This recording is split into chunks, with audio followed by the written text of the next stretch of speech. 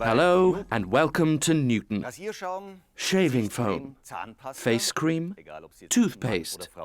No matter if you're male or female, I'm sure you'll have at least one of these products in your bathroom.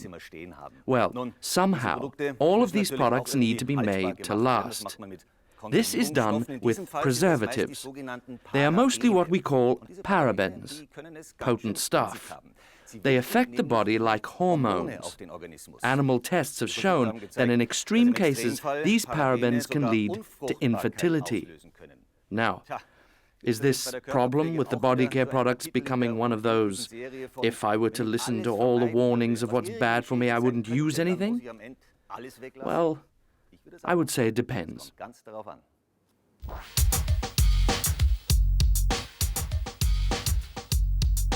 Wanting, needing, waiting for you to justify my love, hoping, praying. Cosmetics promise sex appeal, never-ending youth, skin like a peach. Manufacturers sell illusions. They don't state the risks. Bund has tested over 60,000 cosmetics and found that every third product contains at least one hormone-active substance. Mindestens ein hormonell wirksamer Stoff drinsteckt. Cosmetic products are not always as good for our health as we hope. Often they contain parabens or other hormone-active substances. They are absorbed into the body through the skin. Scientists link many of these chemicals to breast and testicular cancer, lower sperm count, and early onset of puberty in children. All the ingredients are listed on the package, but have you ever been able to identify them?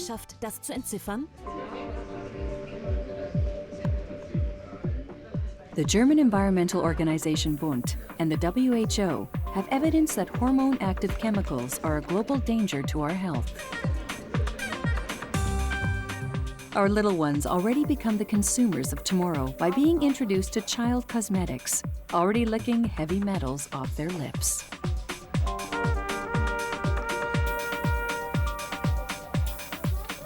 Eyeshadow for children is said to contain gene-damaging substances. To make it easy for the end user, we have developed a ToxFox app for the iPhone. With this, you can just scan the product's barcode in the store to find out right away if it contains a hormone-active substance. There are different parabens, but they don't have the same health-damaging effect on every person. Scientists speculate over different groups at risk. Not so much older people, but children and especially fetuses are very susceptible to environmental influences. The first few weeks of development are generally controlled by the body's hormones.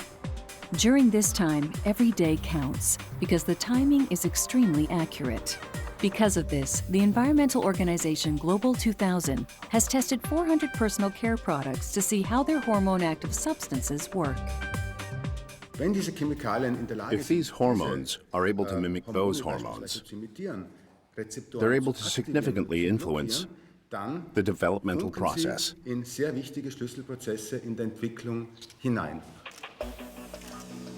Biochemists and physicians see pregnant women as the highest risk group when it comes to hormones in the environment. Sie können also während der Schwangerschaft aus dem During pregnancy, they can go from the mother's bloodstream into the fetuses. They also break the fetus's blood-brain barrier,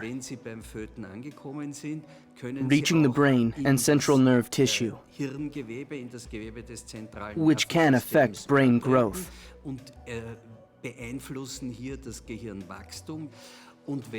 It is believed that they are responsible for a number of developmental problems, such as ADHD.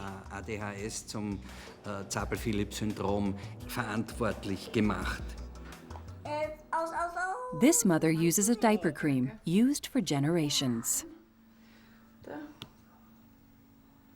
Because of consumer pressure from Denmark, the manufacturer has stopped using parabens. But even in toothpaste and other personal care products, there are hormone-active preservatives. Jede 5. Zahnpasta, In every fifth jede toothpaste, 2. Bodylotion, every second body lotion, and every second aftershave, we found these hormone-active ingredients. Dieser hormonell wirksamen Chemikalien als Inhaltsstoff. Especially in children's toothpaste, environmentalists found the highest concentration of preservatives. Could we do without parabens that keep our products and skin safe from bacteria? The EU wants to set new limits by 2015.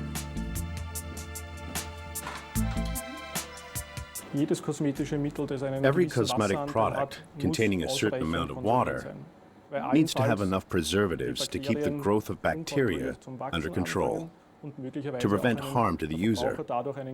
The most commonly used parabens are still allowed, except for 2.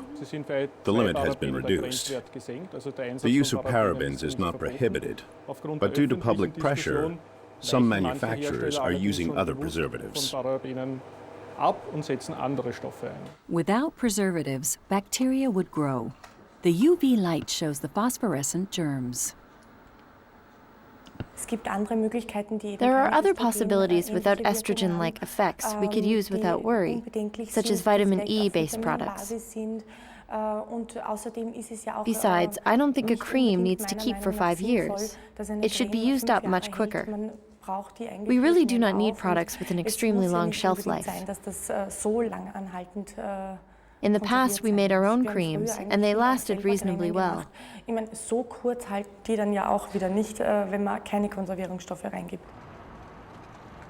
We live in an urban environment, surrounded by numerous chemical substances that affect our body. These hormones have certain structures, and these substances have structures similar to them. The longer the chain, the greater similarity. Simply put, it is a beautiful chemical ring. Attached to it, a chain. The length of the chain determines how similar it is to the human hormones, especially the sex hormone estradiol. Not all parabens have the same effect as estrogen. Only the ones with longer chains will be restricted in the future.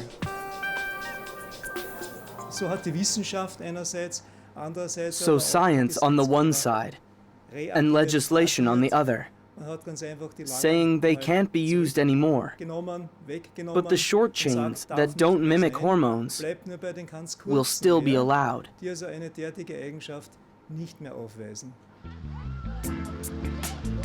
UV filters contain hormone-active substances as well. Not only in sunscreen, but also in day creams that offer a UV filter. These products shield the skin from sun damage and aging, but also release estrogen. Still, the manufacturers and risk assessors point to the laws for cosmetic production, which set limits on the use of UV filters, but don't prohibit it.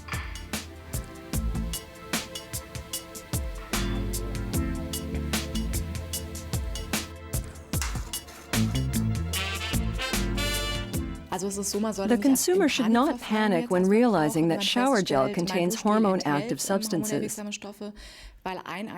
One product doesn't make us sick right away. It is rather the accumulation of many products we use every day. We start in the morning with toothpaste, shower gel, makeup, cream, and so on. On top of this comes all the other everyday products that we come in contact with that also contain hormone-active substances.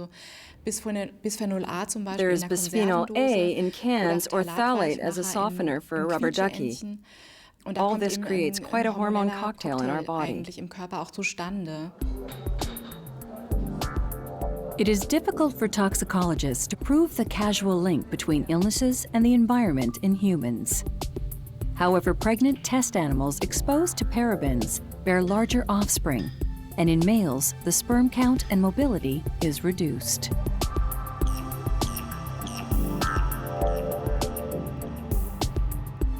There is a lot of controversy over the reported negative effects in the data of many studies. Current right now are PVC softeners, called phthalates, in plastics.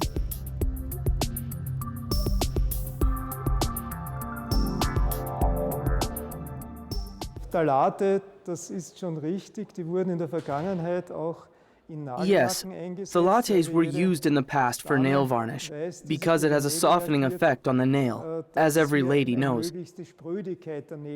It also softens the nail bed, but it is not used anymore. The only one left is diethylphthalate as a denaturing agent for alcohol. However, the amounts are so small that, especially in cosmetics, they do not get absorbed, but rather stay on top of the skin. Noch dazu in einem Kosmetikum, das ja grundsätzlich einmal auf der Haut bleibt und nicht in die Haut eindringt, keine Rolle spielt. Global 2000 found in perfumes denatured alcohol that contains softeners. With this, the manufacturer doesn't have to pay the alcohol tax and doesn't need to declare the use of softeners. At the Charité in Berlin, we asked about the effects of softeners on the fetus. We meet toxicologist Ibrahim Shahoud, who has studied the effect of hormone-active substances in rats for more than 30 years. The development of a fetus is controlled by hormones in the body. There are two significant facts.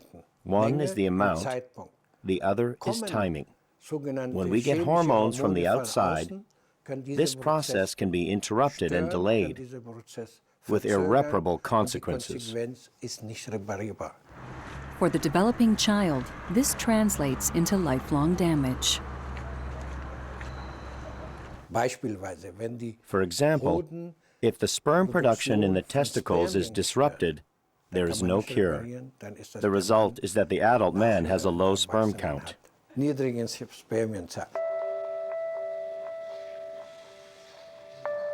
But also the female animals showed fertility disorders. Their sexual maturity was much earlier. The scientist sees in this a terrible effect on girls. The softeners can push them into puberty far too early. Early puberty has to be considered not only from the physiological point, but also the view of some conservative countries. They don't realize that a girl might still be a child. As soon as she starts menstruating, she is considered a woman. This can lead to real conflicts in a child's development. Who would think that cosmetics can lead to early puberty? Men of today have a new image. It is sexy to take care of yourself. The beard is out. Soft skin is in. The modern man is allowed to admire himself in the mirror. The cosmetic industry defines a new man, and maybe with the hormone-active ingredients, they might actually create a new human. Not a boy, not a girl, but both. A speculation by toxicologists after monitoring this effect on lab animals.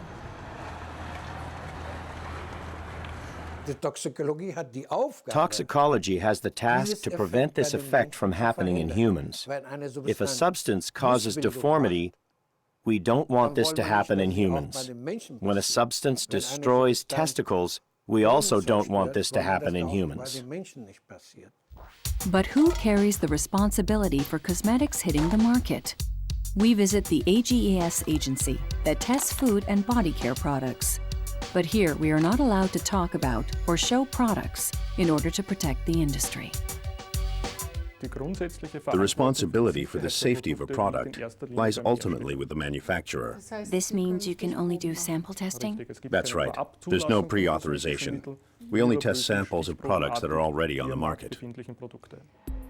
So everything that is on the market is actually tested on the consumer, not in a lab. Therefore, about 8,500 different substances can be used in cosmetics, but only 1,400 are prohibited.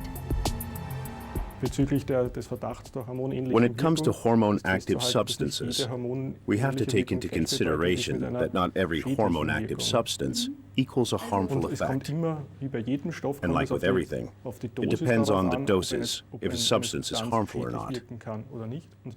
The concentration allowed in cosmetics when it comes to the ones we think might be harmful, because of their hormone-mimicking effect, is safe as long as the concentration used is not higher. Stoffe und folglich sichere kosmetische Mittel. We have always been interested in the so-called reaction to minimal doses, for the simple reason that even low doses still expose people to them. Hormones, or these environmental hormones, are the same. Too much is harmful, and small amounts of the same are harmful as well.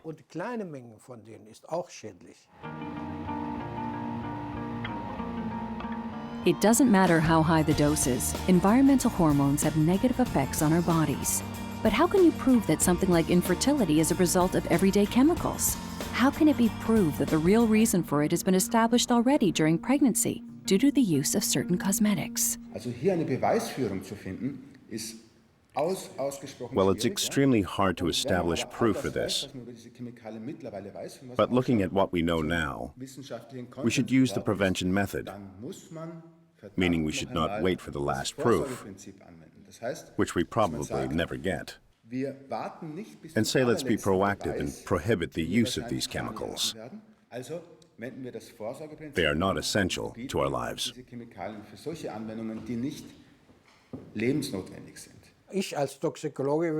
I, as a toxicologist, would say, try to avoid what you don't need. There might be many things we think today do no harm that might surprise us 10 years down the road. So use only what you need.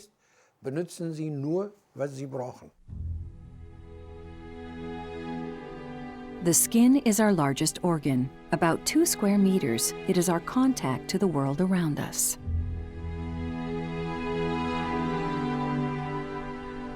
On the eyelids, the skin is very thin.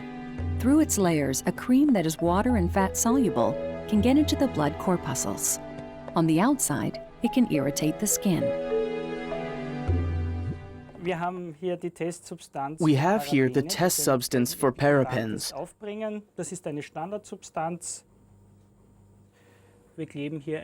We call it a patch test. We use a little Vaseline with parabens on a patch and put it on the test person's back.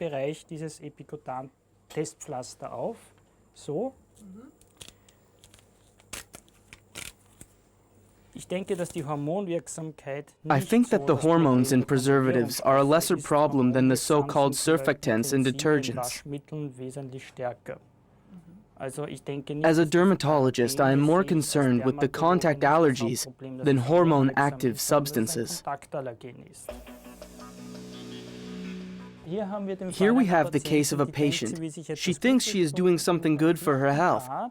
She's having a bath with spruce bath salts, but ends up with eczema here and here. We can see very well that the skin in the face is much thinner. The patch test showed us that this patient reacted to nothing else but the parabens. Allergies can also be caused by washing hands often or through color in tattoos or hair coloring with clearly poison ingredients. And colors need preservatives, so we have a cocktail of substances that can aggravate the skin. Well, I think alternative products are natural products that do not contain these preservatives. So I try to use these during pregnancy. Now this is a very common misconception, because even natural products need to be conserved. We now have expiration dates on cosmetics, and the expiration date depends on the amount of preservatives in the product. A visit to the beauty spa. The skin is supposed to be pampered, become silky, and most of all, look young and wrinkle-free. Is anti-wrinkle cream enough? With a cream, you can work just the surface. You can reduce, minimalize, add moisture. The tiny wrinkles are often only lack of moisture. I would say that really deep wrinkles cannot be magically taken away by just using a cream. But with good care, you can take preventative steps. The cosmetician treats the skin here not with cream, but radio waves. These are radio waves that have a thermal effect on the skin. We warm up the collagen fibers to about 42 to 45 degrees. And this works immediately? Yes, it does. We awake fibroblasts, increase their activity to produce elastin and collagen. With this, the regeneration of the skin is supposed to be activated. But do we really need this? From a dermatological point of view, the skin is perfect within itself. However, perfect for a natural environment. But we live in an unnatural environment. Today, we need to produce extra oil. The average lotion decreases the skin. That is what the cosmetic industry thrives on. They make sure our skin is decreased, feels tight, because it is too dry, in spite of having been smothered in cream. Every 10 to 12 hours, we feel the need to redo it. This is because creams, no matter how expensive they are, contain too much water and too little oil. Face creams are actually what we need least. In our face, there are natural sebaceous glands. They have one purpose only, to keep the face naturally oiled. This is probably evolutionary, so we can cope with the cold. After all, our ancestors had to survive an ice age. And what would you recommend we do? For the face, nothing.